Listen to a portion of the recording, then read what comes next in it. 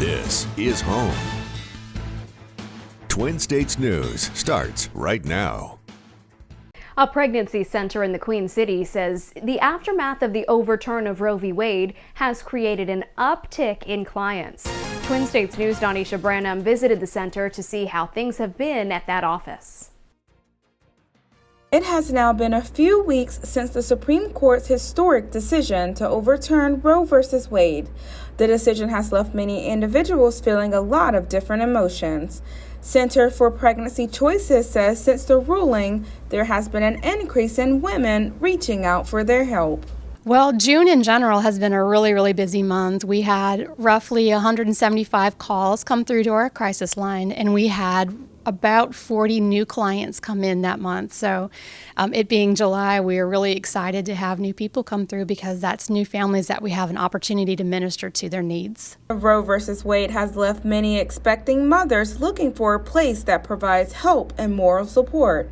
It's more than just pregnancy counseling here. We do a lot of meeting physical needs, material needs, emotional support, and getting people connected in the communities. In the aftermath of the overturn, the center has seen a dramatic increase in requests for their services. Smith said this provides them the opportunity to serve as many mothers as they can. I feel like there's another opportunity, a greater opportunity for us to serve, which is a little demanding because we don't have a huge staff here. But I know that it's energizing for me to know that many people need help because that's something that I can do. The influx of people coming in, Smith says that they have received an outpouring amount of support from the community reaching out and wanting to help. They see the need for help. They're calling all the time saying, how can I help? What can I do to get involved?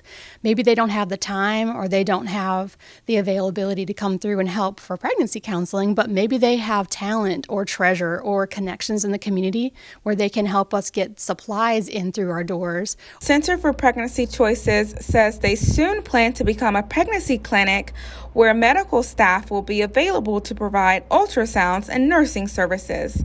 Donisha Branham, Twin States News, Meridian. Two young ladies are furthering their education this fall with the help of a local organization that awarded them both a book scholarship. Twin States News' Jasmine Stevenson spoke with the recipients about what the scholarship means to them. Kristen White and Tamaya Bridges have both decided to further their education this fall. White has decided to attend Meridian Community College, and Bridges will be attending Mississippi State University. Well, it really means a weight off of my shoulders for me, so I won't have to stress about where I'm going to find the money to get these books from. And I know that it's going to help me in my future. Specifically, I can think back to this and think, wow, I did that, I can do something else. Receiving this scholarship made me feel good. It made me feel good to know that I can be just like Dr. Martin Luther King Jr., and it just allows me to keep pursuing my dreams. The scholarship requirement was to write an essay in the image of Dr. Martin Luther King. The young ladies shared how they would make a change in their own community. Some keynotes that I hit on in my essay were just like, right now Meridian has like a bad rep. Like when everybody thinks of Meridian, they think of like bad things. So I think that it'd be good to come here and just give back to the community to let people know that Meridian is not all bad. Like, yeah, every city has their bad parts, but with the good comes the bad. Martin Luther King, he was all about the dreams, and I was like, if Meridian can have a dream and think about how we can make our community better and how can we influence, especially the young people, on how to be better people and just enjoy each other and not be in all this violence and everything else, we can make Meridian a better place. Committee member of the organization, Pamela Graham, says that the two ladies were chosen because of their commitment to growing their community in a positive way. These young ladies had a scholarship that exemplified what we look for in students. Just good grade, outstanding community service, and the essay said a lot about what this scholarship meant to them. And we thought that was just so amazing coming from such young minds that they thought so much of their community that they put it in words. Both book scholarships were awarded in the amount of $500. Jasmine Stevenson, Twin States News, Meridian. The Meridian Railroad Museum is looking to upgrade its building and bring back the original aesthetic of the museum. Employees tell us that the Mississippi Archive and History has already come out to inspect the building, and the process will begin soon. One of the major upgrades will be repainting the entire museum to its original color, adding AC units and more. East Mississippi Community College's newest residence hall was officially christened as Kemper Hall during a ribbon-cutting ceremony on Monday on the Scuba campus. EMCC and President Dr. Scott Alsobrooks acknowledged Kemper County's 95-year commitment to the school during the ceremony, which included members of the Kemper County Board of Supervisors and EMCC's Board of Trustees. Construction on the 147-bed, three-story Kemper Hall was completed in January 2021. Most health officials now agree as BA.5 makes its mark as the most dominant variant yet, the U.S. is in another COVID surge. Charles Watson reports. The new Omicron subvariant BA.5 is making its mark as the most dominant and most contagious so far, pushing the daily average of new cases over 130,000 for the first time since February. Most health officials agree we're now in the sixth COVID surge, with cases thought to be severely undercounted as folks rely on more at-home tests. Some cities and states are now considering bringing back mask and vaccine mandates, and doctors say even if you're not in one of those areas, you should consider masking up indoors. There is broad consensus that wearing a high-quality mask in indoor public spaces is an important tool to control the spread of COVID-19. Now the focus turns to how to best protect a pandemic-weary public. Moderna said Monday it hopes to have 2 Omicron-specific vaccine candidates ready for the fall, one designed specifically to target BA.5, and the CDC is now considering allowing all adults to get a 4th booster shot, not just those over 50. The CDC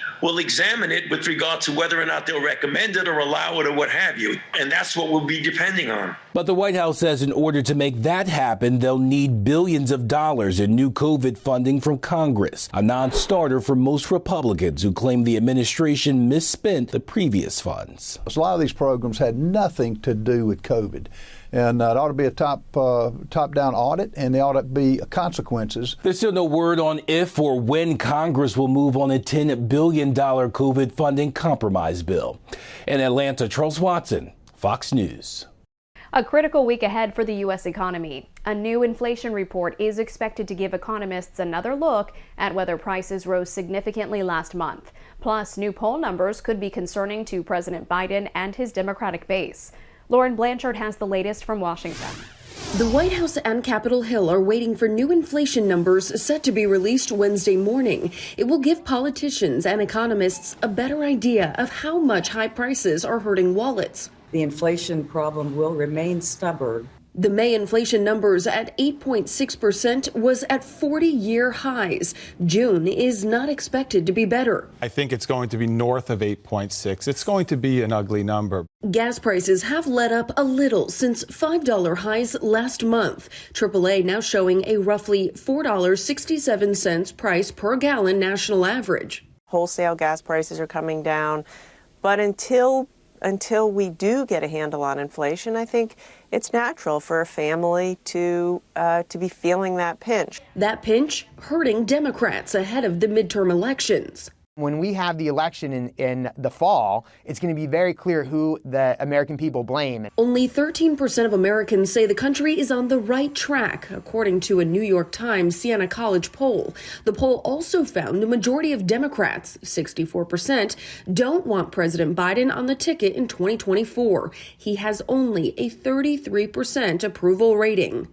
Listen to President Biden. He intends to run, and if he does, I intend to run with him. The poll found a fifth of Americans say the economy is the most important issue facing the country right now, with inflation not far behind. In Washington, Lauren Blanchard, Fox News. The long days of summer feel a lot longer when it's this hot outside. That didn't keep some people from a day in the sun, whether by choice or by necessity. Noelle Walker has the story.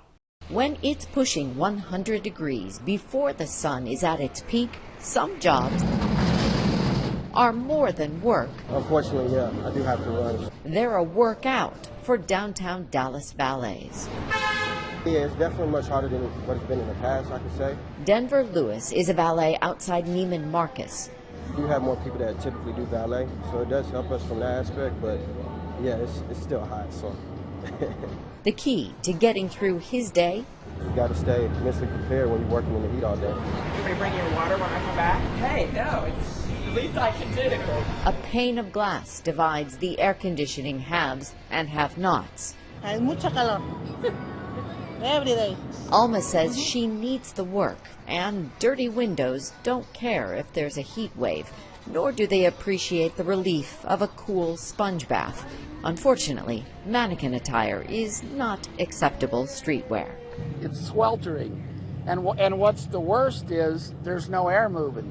That's why there's water everywhere, and plenty of drops to drink thanks to the Katy Trail Ice House, which stocks free iced water for Katy Trail users. Beer is extra. It's noon. I'm going on a quick walk before it gets too hot. It feels like it's not 96, like it's 100 and something.